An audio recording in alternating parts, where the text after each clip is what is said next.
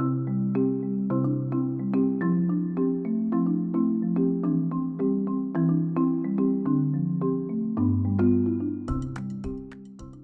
want to talk about who we are, what we do, and what is our delivery model. So NDC Partnership was actually established right after Paris Agreement with the realization that the time for negotiation is almost over. We want to really focus on implementation.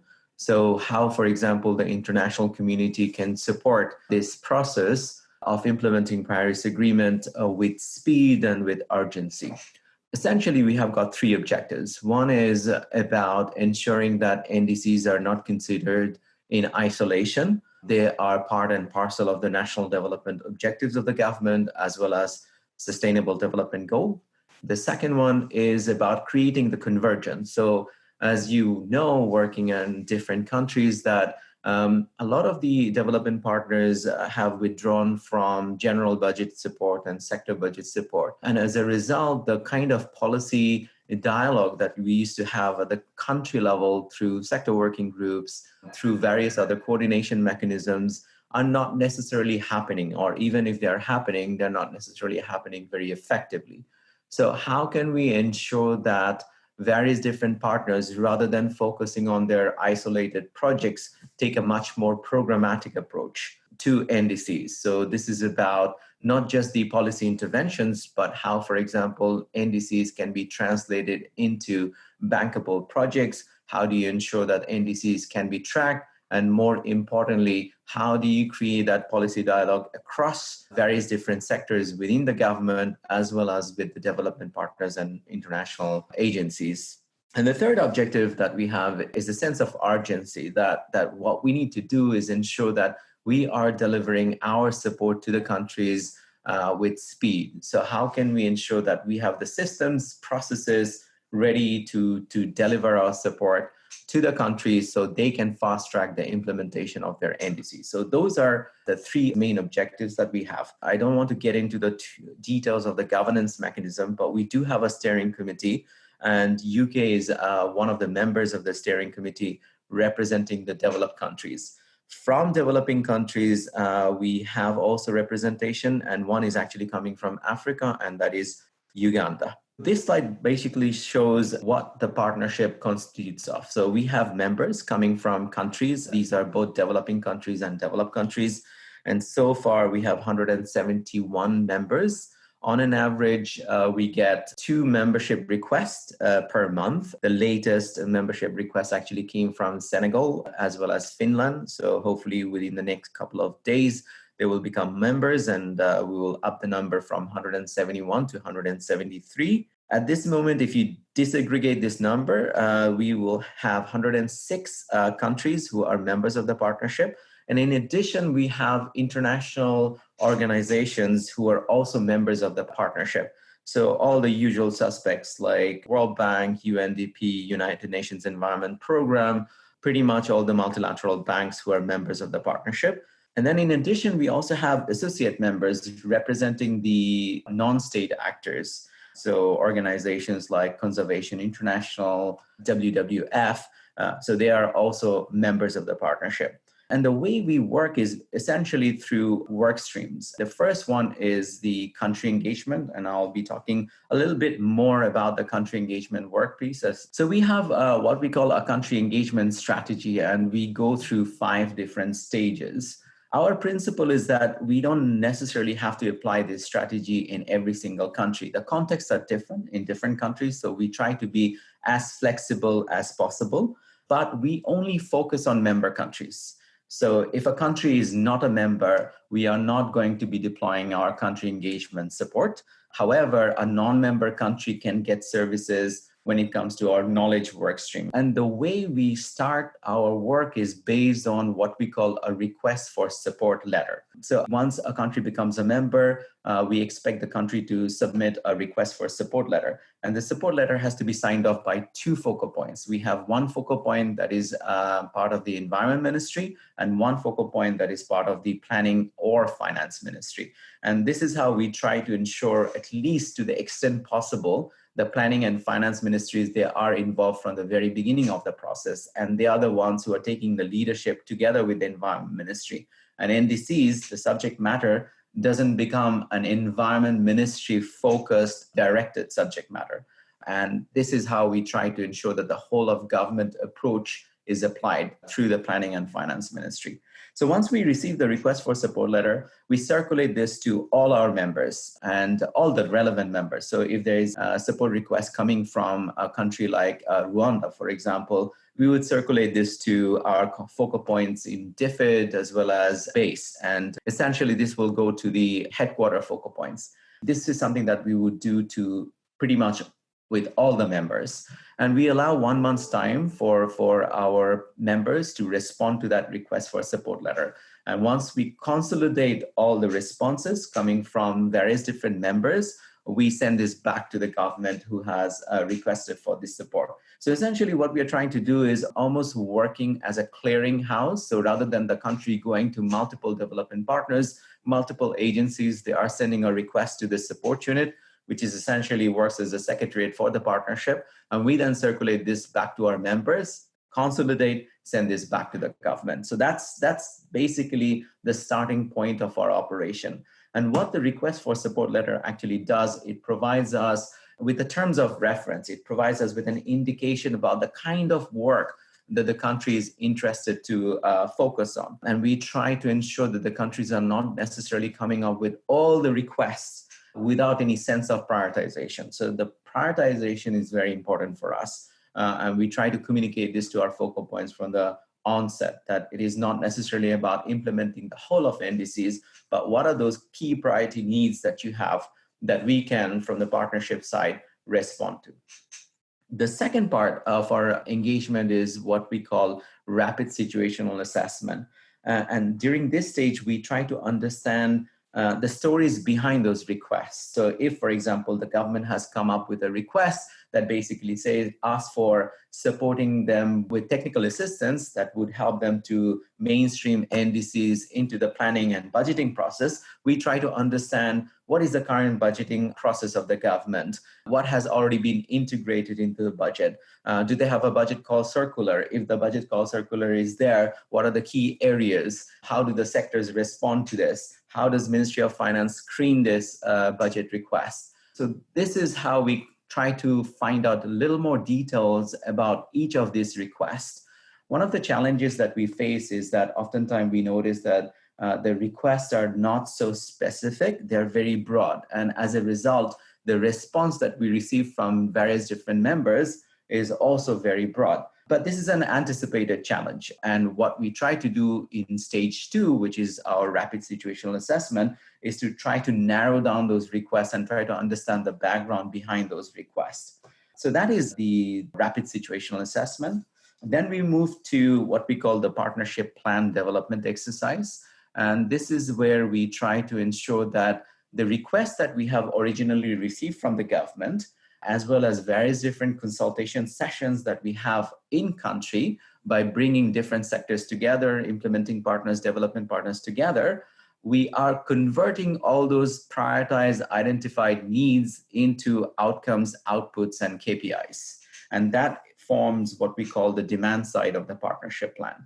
And then we, again, go back to our members, asking them to specifically respond to those outcomes, outputs, and KPIs in form of what are the existing projects that are responding to this request, what are the new projects, what are the projects in the pipeline, what kind of budget are we talking about, what is the timeline for delivery of those outputs. And that constitutes what we call the supply side of the partnership plan. So the partnership plan has got demand side and the supply side. And so far we have actually designed 21 such partnership plans. So what's the value addition of the partnership plan? First of all, it is a resource mobilization strategy for the government. So we, on an average, receive approximately 15 responses per partnership plan. The 15 members respond to those requests, but that doesn't mean that the process ends there. We encourage the government through their finance planning ministry to continuously promote these needs across various different platforms. At the same time, from the support unit side, we also promote this across our network. So it's a resource mobilization tool. It's a transparency tool. It helps you to understand who's actually doing what. It helps you to also track the progress. So one of the challenges that we have faced in NDCs is that they do not necessarily have a tracking mechanism, or the results are not necessarily very measurable. So how do you actually convert all those activities from the NDCs into measurable results? And how do you track using this tool as an entry point? And the fourth one, it helps you to coordinate better. So if, for example, a government has got a coordination mechanism, then the coordination mechanism can use this tool to make evidence-based decisions based on the progress that they're making. And if the government doesn't have any such coordination mechanism, then we try to support establishing such coordination mechanism on the ground. So those are some of the key characteristics when it comes to the value addition of the partnership plan. And between stage 1 and stage 3, we also deploy what we call our facilitators. And facilitators, essentially, they are embedded advisors who work on behalf of the government, but supported by various different members. And their primary responsibility is to coordinate the implementation of the partnership plan. So with the support of the UK government, we are going to be deploying 5 facilitators this year across various different countries. But there are others who are also deploying facilitators. So if you go to Rwanda, it is the Belgian government. If you go to Uganda, it is the Dutch government.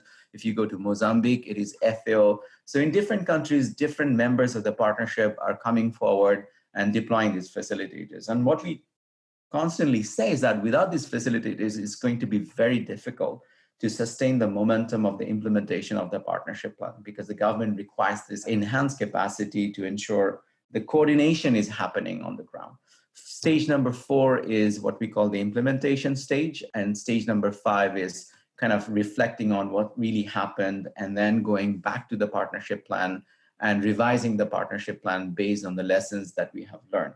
So as we are now revising the NDCs, we will go back to the partnership plan in 2021 and revise not necessarily the whole partnership plan, but elements of the partnership plan. You can see the results. We have 21 partnership plans. We have established 26 different coordination mechanisms. 10 members are responding on an average to the request for support letter and the partnership plan. And now what we are going to be doing is moving from an Excel-based partnership plan to an automated partnership plan. So everybody has got access to the partnership plan, and everyone can actually update the delivery of the results live through this online mechanism. And this is going to be rolled out very soon. We have 24 facilitators who are currently working in different countries. We also request our members to step up and do the scoping. What does that mean? Essentially, moving from stage 1 to stage 3 of the country engagement model to initiate this process of engagement, to prepare the partnership plan, to embed an advisor in a specific ministry. So we are asking our members to step up and provide this scoping support, because the Secretariat, at this moment, we are engaged in 63 countries and we have reached our capacity. So unless the members step up, it's very difficult for us to actually expand our operation. And what we are seeing, there's much more demand than what we can cope up currently. We also have, and this is very much related to our knowledge service, we have our what we call a K-Nook. It's essentially an online tool where you can assess all the requests that are coming from various different members. And you can categorize each of these requests across various different subcategories. So if you look at adaptation requests and you divide it across thematic areas, you will find about water, disaster risk management, agriculture, nature-based solutions, cities, finance, infrastructure. So we can provide you with all this information and provide you with a quick analysis of what's really happening when it comes to the request, what specific areas of the needs that we are seeing from the countryside when it comes to adaptation, mitigation, or even finance. So the opportunity to access this tool is out there. When it comes to the adaptation request, from the total volume of the requests that we have received, 58% of the requests have been supported by various different members, either through existing projects or projects in the pipeline or new projects. So that also gives you an indication that 42% of the requests have not been responded to. So this is where we need the support of the members, how you can program these needs in your new project or program design, how you can reflect those in your country strategy paper. If you're coming up with a new financial instrument, how you can take these needs into consideration. So apart from the country engagement, we also have knowledge and learning. We have a knowledge portal. It has got a huge amount of information when it comes to NDC related work. So it has got expert perspective. So if you want to know more about how gender is being mainstreamed into the NDC, you can access various different documents. If you want to know about the various different NDCs that the countries have already come up with, what is the current status, what is the emission target that they have set, what are the key vehicles and instruments that they are using when it comes to their implementation, all this information can be found from Knowledge Portal. But it also has got various different experts insights. So if you are interested to know more about transport or agriculture or infrastructure in general, you can go to our knowledge site and access all this information. We also have what we call a finance work stream. And what we have realized is that countries are coming up with a lot of different finance requests. And a lot of these requests are related to bankable projects or designing financing strategy for NDCs or trying to come up with innovative instruments through which they can fulfill their unconditional targets. So what we have started doing recently is we are converting some of these ideas. And in many cases, you will see that these are just ideas. They are not necessarily very mature. So how can we convert these ideas into what we call project idea notes? So that provides you with a little more context about what these needs actually are, how they're aligned to their national development objectives, what is the scope of this need, what kind of financial instruments can be deployed, what kind of incentive the government can provide when it comes to engagement of the private sector. So far, we have come up with 6 project idea notes. But by end of this year, we want to come up with 15 of them. Many of these are actually focusing on Africa. And this is an area that we want to further expand going forward. So there is a new initiative called Climate Action Enhancement Package. And through this Climate Action Enhancement Package that is only active for 2020, we are supporting 65 countries. And out of 65, 50 countries are going for revision of their NDCs. And 15 countries are focusing on, 15 plus more countries within the 65 are focusing on implementation of the NDC. So it's a very dedicated, targeted support to give the confidence to the countries that if they need support for revision, or if they need support for implementation of some of these financing ideas, and then the support can be there and can be deployed on time and on demand. And so far we have issued 2 calls for proposal plus 1 supplementary round. And 65 countries have come forward with their requests. And we are providing this support through 30 partners with a total volume of financing of approximately $40 million US, not only coming from a technical assistance fund that we have established, but also from our members' own resources. In terms of where I think DFID can, for example, come up with your support. One is, for example, when we go on missions, you can join these missions, you can provide us with information of what's really happening on the ground.